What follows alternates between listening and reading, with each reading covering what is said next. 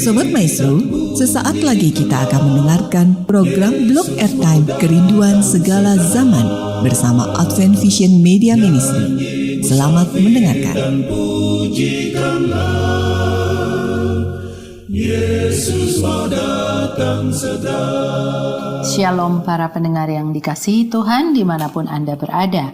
Kita berjumpa kembali dalam program Kerinduan Segala Zaman bersama saya Grace Rantung. Nah, program Kerinduan Segala Zaman adalah program yang membahas khusus tentang buku Kerinduan Segala Zaman, yaitu suatu buku yang diilhamkan Tuhan dan telah tercatat di Library of Congress sebagai buku biografi Yesus yang menjadi favorit. Dan dengan tuntunan Roh Kudus, hidup banyak orang telah diubahkan melalui buku ini, karena buku ini khusus membahas tentang juru selamat kita, yaitu Yesus Kristus. Nah, para pendengar yang budiman, kita akan melanjutkan kali ini pembahasan tentang bab 61 dengan judul Sakeus. Silakan Anda bisa menghubungi nomor telepon 0877 1616 1637. Saya ulangi nomor telepon 0877 1616 1637. Jika saudara memiliki komentar atau pertanyaan mengenai pembahasan pada saat ini. Para pendengar yang dikasihi Tuhan, saudara masih bersama narasumber kita, Pendeta Nofri Fata dan Ibu Mary Nusawakan bersama Dr. Alvin Rantung yang menemani saya. Mari kita lanjutkan pembahasan bab 61 dengan judul Sakeus. Silakan Pendeta. Mari kita berdoa. Bapa kami yang bertahta di dalam kerajaan sorga, Allah yang maha kuasa, Allah yang maha pengasih, terpujilah namamu ya Tuhan, hari ini kekal sampai selama-lamanya, oleh karena Engkau Allah pencipta langit dan bumi. Pada saat ini Tuhan, sebelum kami belajar firman-Mu, kami meminta kehadiran Roh Kudus di dalam hati kami, agar kiranya kami dapat mempelajari firman Tuhan ini dengan kuasa Tuhan saja. Kiranya firman ini menjadi berkat bagi kami. Terima kasih Engkau sudah dengar dan menjawab doa kami. Di dalam nama Yesus kami berdoa. Amin. Para pendengar radio yang dikasihi Tuhan dimanapun Anda berada, kita akan melanjutkan pembahasan kita dari buku Kerinduan Segala Zaman bab 61 dengan judul Sakeus. Di dalam Lukas 19 ayat 3, ketika Sakeus berada di pohon ara dan berusaha untuk melihat Yesus, dan dia bertanya, orang apakah Yesus itu? Dia tidak bertanya siapakah Yesus itu, atau hanya untuk sekedar mengetahui, tapi dia ingin mengetahui apakah lebih dalam kehidupan Yesus yang selama ini dia rindu-rindukan, yang selama ini dia dengar-dengar, dan sekarang dia ingin bertemu dengan Yesus.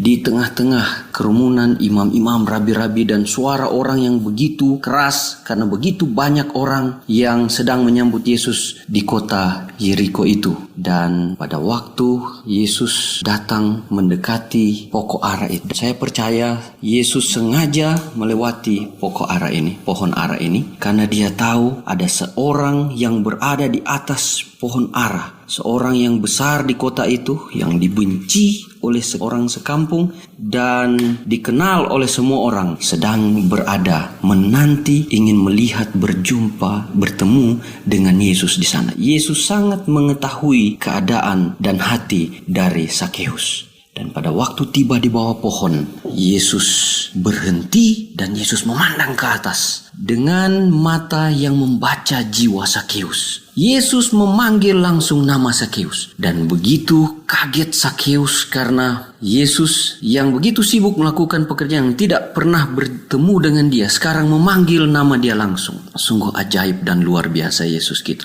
Dia mengetahui setiap hati setiap orang dan mengetahui nama setiap orang. Segera dia katakan, Sakeus, segeralah turun, sebab hari ini saya akan menumpang, saya akan tidur di rumahmu. Oh, luar biasa. Sakeus serasa ingin melompat dari pohon. Jadi dia turun cepat-cepat. Setelah dia mendengar perkataan ini, macam dia seperti dia tidak percaya. Yesus tahu namanya dan Yesus ingin tinggal di rumahnya. Dia segera turun cepat-cepat dan perkataan Sakeus turun dari pohon. Ini adalah satu panggilan kepada Sakeus untuk turun dari kesombongannya, untuk merendahkan diri dari ketinggian hatinya. dengan Yesus memanggil dia turun adalah panggilan dia untuk merendahkan hatinya, karena dia bertemu dengan Yesus dan Yesus ingin tinggal di dalam rumahnya. Dan pada waktu dia turun dan dia menerima Yesus dengan sukacita, dan saya dapat bayangkan mungkin dia itu berlompat-lompat memeluk Yesus, oleh karena begitu berbahagianya dia bertemu dengan Yesus yang tidak dapat digambarkan. Dia berjalan seperti bermimpi, dia berjalan menuntun Yesus, mari Yesus tinggallah di rumah saya. Dan dia tuntun Yesus dan seluruh rombongan yang ada ke rumahnya. Dan pada waktu mereka tahu Yesus akan tinggal di rumah Sakeus, para rabi-rabi, orang-orang yang ikut dengan Yesus, mereka bersungut-sungut marah.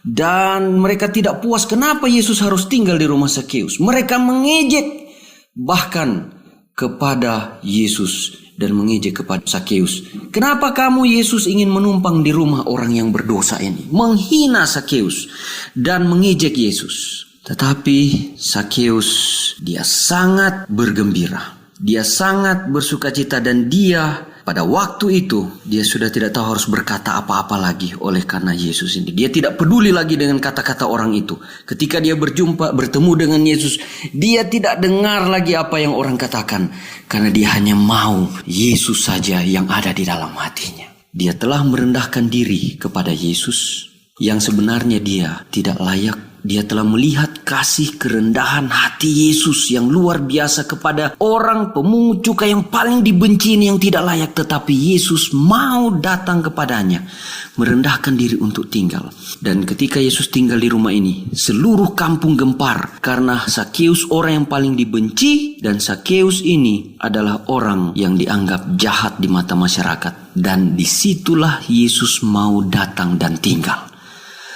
Dan disitulah Yesus mendemonstrasikan kasih yang luar biasa kepada orang yang paling berdosa yang ada pada waktu itu. Dan disitulah Sakeus mengakui pertobatannya, karena dia melihat luar biasanya Yesus memberikan kasih karunia kepada dia yang tidak layak. Dan di hadapan orang banyak dia berdiri dan dia berkata kepada Tuhan Yesus, "Tuhan, setengah dari milik saya akan kuberikan kepada orang miskin yang sekiranya ada yang saya peras selama ini. Dan saya akan kembalikan 4 kali lipat." Dan Yesus berkata kepadanya, "Hari ini telah terjadi keselamatan kepada rumah ini.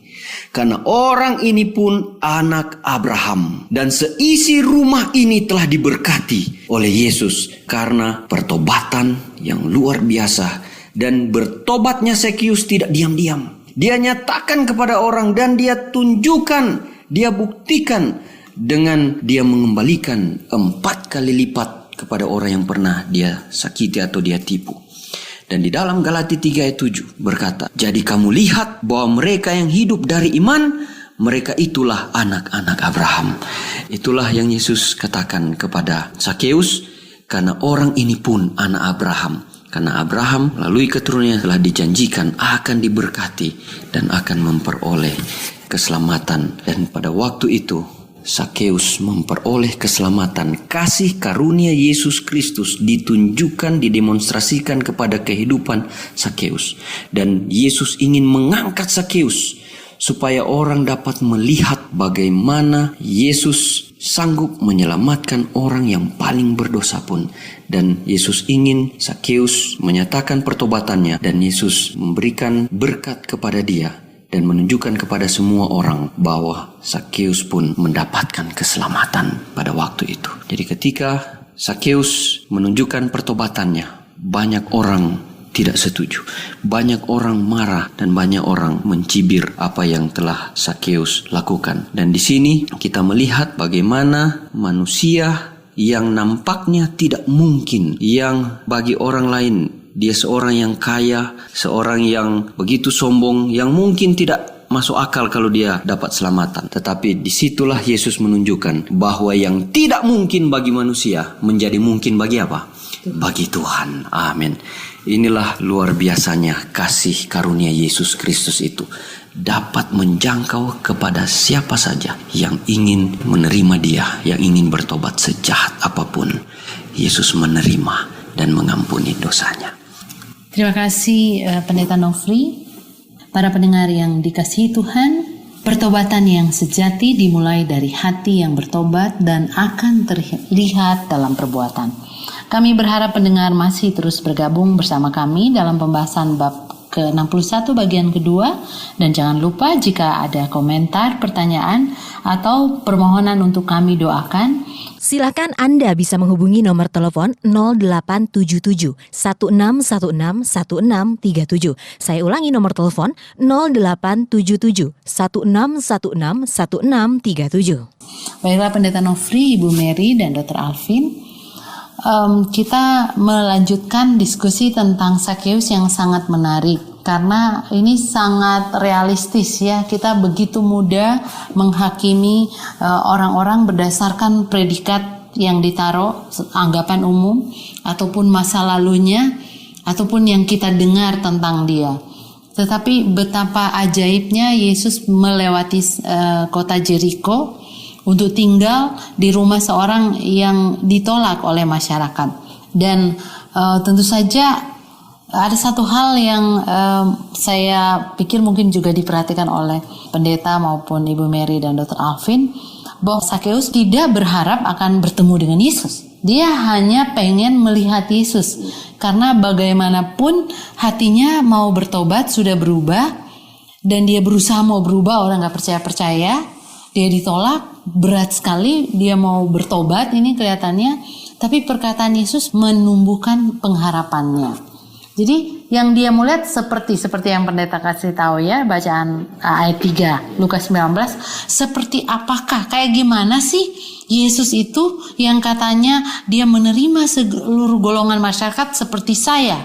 Jadi dia cuma pengen ngelihat aja dari jauh, seperti kalau orang mencintai, kata anak-anak muda ya, saya cuma mencintai, tidak ingin memiliki. Orang-orang begitu kan, dia lihat aja orang yang dia sukai, dia orang yang cinta, udah hatinya udah. Kira-kira mungkin seperti itu ya.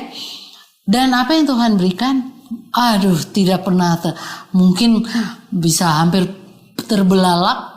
Ada pendeta yang ini Sakeus tinggal meluncur, dia udah nggak turun dari satu dahan ke dahan yang lain, lalu lompat dan meluncur. Saking kagetnya dia menerima tatapan Yesus yang pertama, kemudian panggilan Yesus memanggil namanya, dan setelah itu aku mau tinggal di rumah. Betapa suatu hadiah yang sangat besar ya. Bagi saya ada pelajaran bahwa kalau kita melakukan kesalahan, kemudian kita ditolak orang, nggak diterima, melamar di sini lagi ya, nggak diakui lagi ya, karena memang track record yang kita buat. Kita tidak boleh marah sama anggapan umum, begitulah manusia. Tapi kalau kita benar-benar bertobat, Tuhan yang akan jaga, Tuhan yang akan kembalikan kita punya reputasi itu ya. Gimana pendeta? Saya setuju, terima kasih Dr. Grace.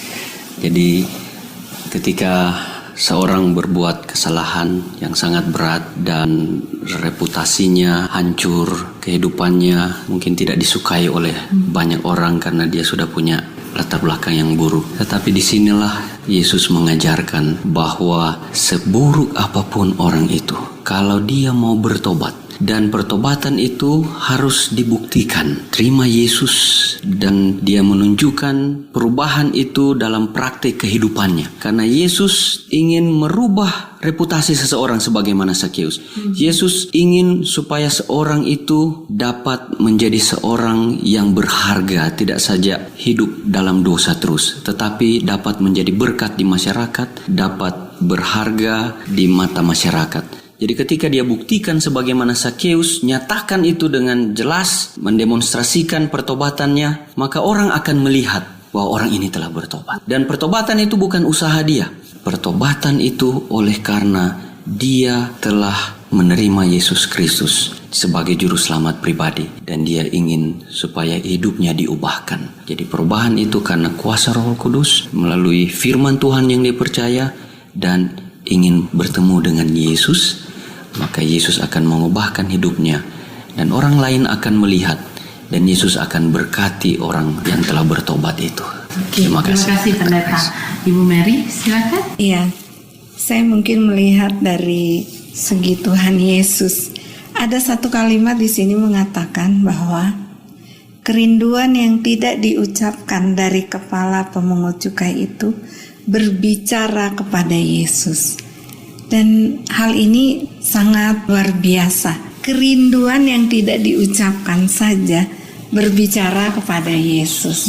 Jadi merupakan satu hal yang sangat luar biasa, bahwa apa yang kita rindukan di dalam hati kok bisa gitu berbicara kepada Yesus, sehingga Yesus itu tahu gitu bahwa Sakeus itu rindu melihat Yesus.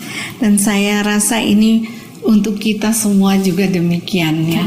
Kalau kita rindu kepada Yesus, Yesus tahu. Kemudian di sini satu lagi, Sakeus sangat terharu, heran, dan tidak dapat berbuat apa-apa melihat kasih dan sifat kerendahan hati Kristus dalam hal merendahkan diri kepadanya yang tidak layak.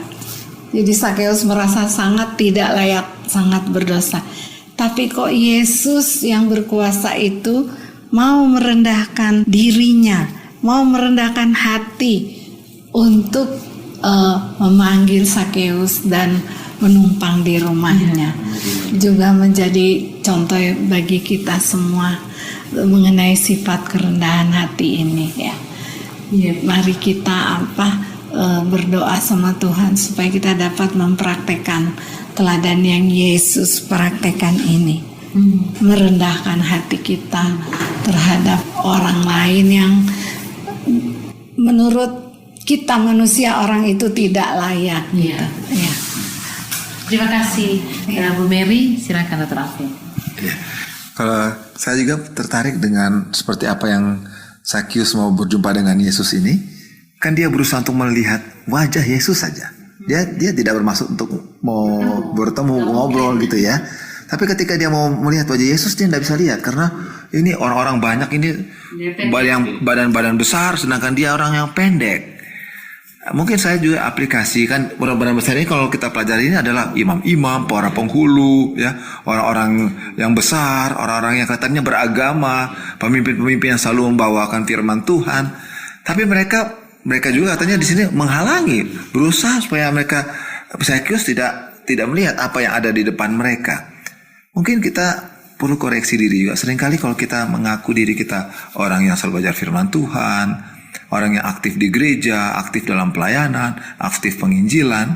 Tapi seringkali kalau kita sering menganggap rendah orang lain, kita menghalangi, kita jadi penghalang-penghalang yang justru orang mau selamat. Ya kan? Justru Sakeus yang pendek, kita yang berbadan besar, kita yang mungkin lebih tinggi hati daripada Sakeus ini. Dan sekarang kalau kita ditempatkan sebagai Sakeus, dia punya inisiatif. Walaupun ada banyak penghalang, dia berusaha mencari itu jalan untuk bisa melihat Yesus. Dia mendahului daripada ini orang-orang yang mengaku orang-orang ibadah. Jadi bagi kita, bagi saudara-saudara yang ada di rumah, bagi saya mungkin aplikasinya adalah ketika kita mau belajar firman Tuhan, datang ke gereja, datang ini, kita tidak mendapatkan teladan yang kita bisa lihat dari para pemimpin-pemimpin gereja kita, pendeta ke itu atau penatua. Tapi jangan khawatir, Roh Kudus akan tuntun kita kepada firman Tuhan. Karena Yesus berkata, Yesus adalah firman Tuhan. Kalau kita rindu mencari dia, belajar secara pribadi, maka pasti kita akan mungkin kita tidak harapkan bertemu, tapi Yesus yang akan datang dan berhenti di depan kita. Ya, mungkin bagaimana pendeta ya? Silakan pendeta. Ya, terima kasih Dr. Alvin, luar biasa penjelasan tadi.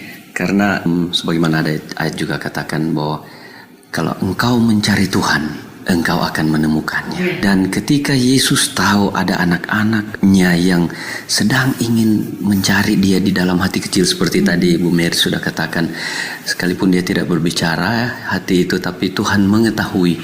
Dan Tuhan Yesus akan mencarinya. Tuhan yang datang. Saudara perhatikan, Sakeus itu berlari-lari. Itu orang pembesar dia punya pakaian mewah. Itu memalukan kalau seorang yang besar berlari. Karena pakaiannya yang besar. Dan Yesus sendiri yang begitu sibuk itu sedang buat ini, dia mencari kepada si Sakeus, bertemu di bawah pohon, pergi ke pohon itu. Begitulah kerinduan Yesus ketika ada anak-anaknya yang mencari dia akan cari merendahkan diri sebagaimana bapa yang menanti anaknya datang ketika hilang. Dia buka pintu setiap saat dan dia berlari, bahkan katanya diceritakan memeluk anak yang hilang. Jadi Sakeus adalah anak yang hilang yang dia temukan di bawah pohon tadi. Puji Tuhan, itulah Allah kita. Terima kasih Pendeta. Saya yakin para pendengar dikuatkan dengan diskusi yang sedang kami lakukan sekarang, bahwa siapapun Anda, apapun yang sedang menimpa Anda, apakah Anda dikucilkan oleh saudara-saudara, bahkan anggota jemaat sekalipun, jika hati saudara memiliki Yesus, Tuhan akan mencari. Ya, dan itu semua memberikan kekuatan kepada kita. Apapun, kita nggak ada yang sempurna kan? Tapi apapun yang kita lakukan ketika kita bertobat, Yesus akan datang menemui hati kita yang rindu. Nah, sekarang tentang ganti rugi nih. Menarik juga ini bagi saya tentang ganti rugi. Dan Sakeus melakukan apa yang dia katakan. Nah, seringkali ini mungkin teguran buat kita. Kita anggap kalau sudah diampuni dosa, ya that's it gitu. Padahal kita merugikan dia. Nah, Tuhan mengampuni, tetapi kerugian harus kita balikin. Kita harus bayar ini. Dan itulah yang ditunjukkan oleh Sakeus. Itulah sebabnya orang semua nggak mau sama dia, tapi Tuhan sangat mengerti, tinggal di rumahnya. Bayangkan ya, se-Yerikonya itu kota besar, kota perdagangan, katanya kalau lalu lintas kan, Tuhan milik rumah dia. Jadi, tapi kita harus ganti gimana? Boleh nggak kita meniadakan? Nah, sudahlah, udah diampuni, nggak usah bayar. Pendeta mungkin mau komentari atau Ibu Mary atau Dr. Alvin? Ya, saya lihat dari prinsip kebenaran dulu, bahwa pertobatan tidaklah sejati kalau tidak diikuti Dengan perbuatan. Ya, jadi tidak sejati itu. Jadi ketika kita seperti tadi Dr. Grace katakan bersalah, berhutang ya, dan kita merugikan orang lain, dan sekarang kita sudah bertobat, merasa bersalah seperti Sakeus tadi, oleh karena mungkin kita dengar firman Tuhan dan Roh Kudus menjamah hati kita, maka kita harus menunjukkan itu dengan perbuatan. Dan kalau kita sakiti orang lain dalam bentuk apapun, kita harus datang kepada orang itu dan harus menyelesaikan persoalan itu. Mungkin persoalan dari segi tadi utang atau apa. Dan puji Tuhan kalau kita sudah menunjukkan itu, dan kalau orang itu bilang, oh karena kamu sudah bertobat, jadi mungkin itu yang kan Tuhan berkati seperti Sakeus tadi. Tapi datang kepada orang itu, selesaikan masalah itu dengan orang. Tapi kita harus selesaikan dulu dengan Tuhan tentunya. Jadi kalau kita selesai beres dengan Tuhan, kita akan beres dengan manusia. Kalau kita ada tetap masalah dengan Tuhan, kita tetap akan bermasalah dengan orang siapa saja. Jadi dengan Tuhan, dan harus apa tadi? Action tadi itu. Kita perbuatan kita harus selesai. Kalau tidak, itu hanya akan sekedar apa? Satu pertobatan yang tidak sejati. Dan itu tidak berterima di hadapan Tuhan, karena hanya sekedar di hati saja, tetapi tidak menunjukkan kesungguhan. Terima kasih. Terima kasih banyak Pendeta Nofri, Ibu Mary, dan Dr. Alvin. Para pendengar yang dikasihi Tuhan, kepada hati yang bertobat dan mau diubahkan, perkataan pengharapan Yesus akan menjadi bagian hati yang bertobat, yaitu hari ini telah terjadi keselamatan kepadamu. Mari para pendengar miliki kuasa Yesus yang akan mengubah hati kita dan menjadikan karakter kita seperti Dia dengan mempelajari hidupnya bersama kami dalam membahas buku Kerinduan Segala Zaman. Kami berharap pendengar sedang mendapatkan berkat melalui pembahasan Kerinduan Segala Zaman, dan teruslah bergabung bersama kami. Bila saudara memiliki komentar, pertanyaan, bahkan permohonan untuk kami doakan, silakan Anda bisa menghubungi nomor telepon 0877 1616 1637. Sebelum kita mengakhiri pertemuan kita saat ini, Pendeta Nofri akan memberikan kesimpulan dari bab ke-61. Silakan Pendeta. Di dalam cerita ini ada 3 pemeran utama, yaitu Sakeus, Yohanes, dan Yesus. Dan kita boleh ambil pelajaran dari ketiga hal ini, kesimpulan bahwa seorang Sakeus yang berdosa, yang dibenci, yang tidak layak, yang jahat, ketika dia mendengar firman Tuhan, ketika hatinya merasa bahwa dia ada sesuatu yang kosong dalam hidupnya, dia memerlukan perubahan di dalam hidupnya, dan dia mendengar kabaran firman Tuhan melalui Yohanes, dan dari firman Tuhan ini telah menegur dia dan dia telah bertobat dari dosanya. Dan ketika dia telah bertobat oleh karena pekabaran firman Tuhan, dan Yesus telah memberikan kepada dia keselamatan, seburuk apapun kita, ketika kita mau datang kepada Yesus, Yesus mengampuni kita dan tidak menganggap apapun dosa kita, menjadikan kita baru dan mengangkat hidup kita. Kiranya Tuhan berkati dan kita akan berdoa. Tuhan Yesus, terima kasih untuk pekabaran yang indah yang kami baru dengar bersama. Kiranya Tuhan memberkati para pendengar yang setia, berkati di dalam kehidupan, dan kami ditobatkan melalui pekabaran ini, diubahkan dan menerima Yesus Kristus sebagai juru selamat pribadi. Terima kasih Tuhan Yesus. Kami berdoa di dalam nama-Mu yang indah, juru selamat kami. Amin.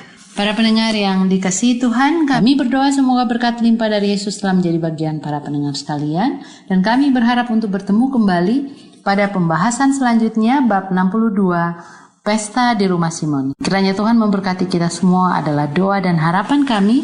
Sampai jumpa. Sobat Maisu, Anda telah mendengarkan program Blog Airtime Kerinduan Segala Zaman dari Advent Vision Media Ministry. Terima kasih atas kebersamaan Anda. Tuhan memberkati. Yesus mau datang segera.